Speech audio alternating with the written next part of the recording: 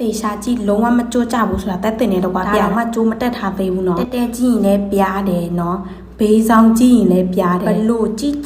ကိုပြားချက်နေတာအဲ့ဒါဘလို့လို့ရနောက်ပြားချက်နေတာဘလို့အင်းကြီးဘူးကိုယုံကြည်မှုမရှိဘူးဒီဘော်လီဆောင်ထားရင်ရပြီနော်ဒီဘော်လီနဲ့အကိမ့်မလိုဟန်ဆောင်ကြမယ်နော်ကဲနို့ပြားမဒီတေရှာကြည့်ပါကြရွေးတက်ဖို့လဲလိုတယ်နော်ရဲတီကနေအုံတီလို့ကိတ်ထွက်ချင်တယ်ဆိုရင်ကြိုးကိုမြဝမတက်လို့ရှိရင်လည်းနို့ကမကိတ်အဲ့လိုကြိုးသေးလေးနဲ့ပင်ပါတယ်ဒါပေမဲ့ဖြိုးကမတက်ရိုးဘော်လီလိုမျိုးဒီဘော်လီကိုခါကလုံးဝတက်မရဘူးဂျိုင်းအောက်ကိုသွားမယ်တခါတည်းဂျိုင်းအောက်ကနေပြီးတော့သူ့ကိုထိုးဝတ်မယ်နော်မတက်လို့ရှိရင်လည်းဒီဘော်လီကမကိတ်ဘူးနော်ဒီမှာဝတ်တက်အောင်တခါတည်းပြထားတယ်တေချာဂျိုင်းအောက်ကနေပြီးတော့ဒီလိုမျိုးထိုးထဲမယ်နော်အေးအဲ့လိုမျိုးထိုးထဲမယ်ပြီးလို့ရှိရင်ဆွဲပြီးတော့သူ့မှာဂျိုင်းနှစင်းပါတယ်ကိုတက်ချင်တဲ့နေရာမှာတက်အခုဂျိတ်တက်ပြီးပြီဆိုတော့ပေါ့နော်အပေါ်မှာသူ့မှာချိတ်တဲ့ဟာကိုမချိတ်သေးဘူးဟာကြီးနဲ့မကိတ်ဘူးအဲ့တော့အဆင်မပြေဘူးကဲဂျိတ်ကိုချိတ်ပြီးသူ့မှာပါတယ်အပေါ်ဆုံးကဂျိတ်ကိုချိတ်ပြီးတယ်နဲ့ကြည့်ပါအောင်ချင်းကိုကိတ်ထွက်သွားတာနော်အပြင်သွားတဲ့အခါတခြားကောင်မလေးဒီလိုမျိုးကိတ်ကြီးဆိုလို့သွားပြီးတော့အထင်ကြီးမနေနဲ့နော်သူတို့လည်းကိုတွေလိုအကိတ်ဟန်ဆောင်ထားတာကျိုးမတက်ထားတာတော့လုံးဝမကြိုးကြဘူးနော်ကြိုးကြတယ်